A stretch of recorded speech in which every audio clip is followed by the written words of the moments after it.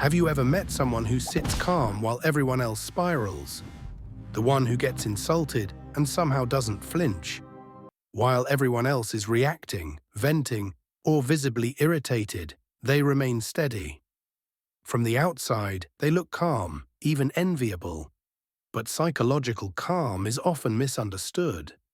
Today we are going to find out, is this true strength, or is it a sign of a mind that has learned to numb itself to survive?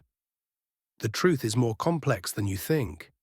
Most people assume that calm people are just suppressing their anger, bottling it up until they explode. But there is another group. They don't suppress. They simply don't feel the anger in the same way. Why? Because they learned early in life that anger was unsafe. Maybe expressing anger led to punishment or rejection. Over time, their nervous system learned a quiet rule. Feeling angry is dangerous. They didn't become calm, they became careful. When someone insults them, they don't explode. Not because it didn't hurt, but because their mind instantly evaluates the cost. Will reacting create conflict? Is silence safer? This isn't peace, it is dissociation. When tension rises, their mind steps back and emotions flatten. It is a brilliant self-preservation mechanism, but the cost is high. When you disconnect from anger long enough, you often disconnect from joy and excitement too. Life becomes stable but muted. So how do we distinguish this from true calm? True calm is not the absence of emotion. It is the mastery of it. Neuroscience gives us a fascinating answer. Think about the last time someone cut you off in traffic. Your immediate reaction was probably anger, because the amygdala fires first. But in highly regulated individuals, the prefrontal cortex, where rational thought happens, activates almost simultaneously. They aren't ignoring the emotion, they are processing it through an entirely different system. Instead of reacting, their brain automatically asks, why did that happen? Are they rushing to an emergency? Did they even see me? This isn't excuse-making, it's cognitive reframing. And here is the key difference. These people possess a skill called emotional granularity. Where most people feel a generic bad, they recognize the specific texture of disappointment versus frustration versus fatigue. And the more precisely you can label an emotion, the less power it has over you. But it goes deeper than just the mind. It is also physical. People with high emotional regulation often have strong somatic awareness. They notice tension building in their body before it becomes full-blown anger. That tight chest, that clenched jaw, those are early warning signals. If you catch them early, you can intervene with breathing or movement before the emotion takes over. Once anger fully activates, it is much harder to regulate. This leads to a profound shift in how they view control. Most of us unconsciously believe we can control how others behave. We get angry because people violate our expectations.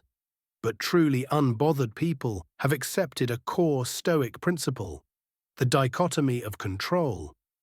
You cannot control other people, you can only control your response. They have made peace with imperfection, both their own and everyone else's. They don't expect perfection from the world, so they aren't constantly disappointed when reality falls short. This isn't lowering standards, it's accepting that humans are flawed and situations are messy. When you refuse to match someone's anger with your own, you break the pattern.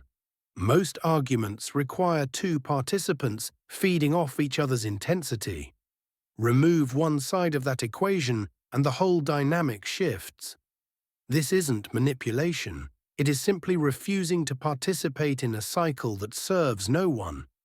But what about situations that genuinely warrant anger? Injustice, betrayal, harm? People who don't get easily bothered aren't apathetic. They simply channel their response differently. Instead of reactive anger, they move toward purposeful action. Anger burns hot and fades quickly. Determined action, rooted in clarity rather than emotion, sustains itself much longer. They also possess an extended time perspective.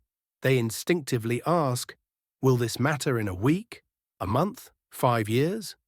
Most frustrations, the rude stranger, the snide comment, dissolve under that lens.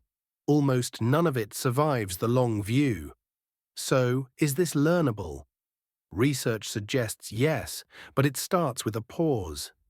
Training yourself to insert even a 2-second delay between trigger and response creates space for the prefrontal cortex to engage. In that space, you can choose your response rather than being hijacked by impulse. Finally, if you rarely feel angry, ask yourself gently, does your silence bring you relief or heaviness? Are you at peace, or are you numb? The people who maintain the strongest boundaries are often the least reactive. They don't need anger to enforce their limits.